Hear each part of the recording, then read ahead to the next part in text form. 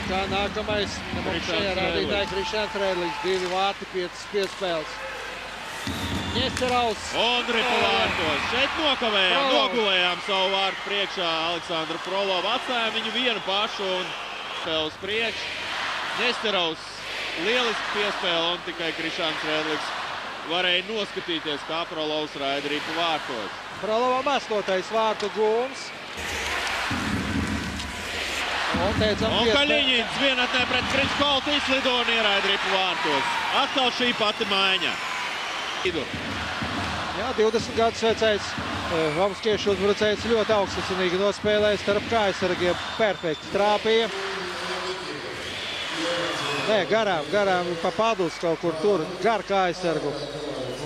Rebikins lieliski pirmo piespēli iedeva. Nevēlti Biļeviģinovs viņa arī starp izlases kandidātiem. Cipulis, nu pa ilgu, kamēr skatījās, vārds priekšā, viens pats bija. Nieminēns un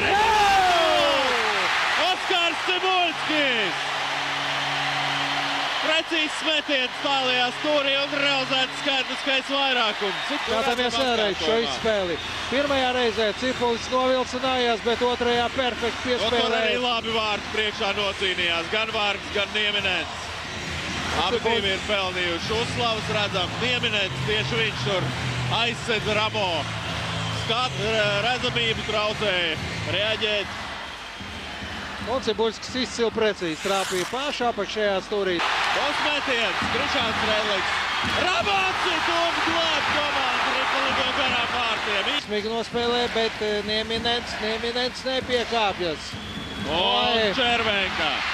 1-3. Romāns Červenka šādas kļūdas nepiedod. Vienatnē pret Kriškoltu izlidoja Romāns Červenka. Un cits pats bija vārtu priekšā, viņš tikai mainīja ripas lidojuma virzienu.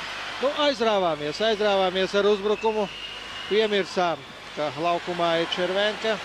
Un laukumā ir Romskas avangards. Jā, ka ir Romskas avangards, ļoti labi piespēle. Viņam iedeva Sjomins un sanāca to izdarīt. Vārgs, Jēkabs Rēdlis mums laukumā. Cipulis. Un vēl viens noraidījums Fredrikam Vārgam par sitienu pretiniekam ar 0 tagad. Jā, nu uzsit šeit. Jā, nu tur bez komentāriem, kā saka. Izskatās, ka būs lielāks soda laiks Fredrikam Vārgam, jo atvērta vēl ir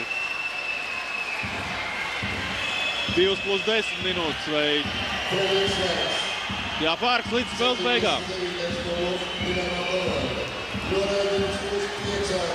5+20 minūtes, tā kā pašā. Nu, viņš tā kā tagad jūs redzējāt viens pats, ka aizsargs paliek uz zilās līnijas. Tā kā tāda Červenka un ripa vārtos. 15. vārti Červenkam, 1-4 kļūst rezultāts. Atkal salauz spēles gaidu. Atcerēsimies, otrajā trešdaļā bija līdzīga situācija, ielaižot otros vārtus. Mums vien nedaudz pazaudēja spēles pavadieni, sekoja vairāki noraidījumi. Un tagad ar to. Un Sotnieks netrāpa vārtos. Lieliska iespēja Sotniekam bija gūt savus otros vārtus šajā čempionātā. Un spēlē to arī beigusies.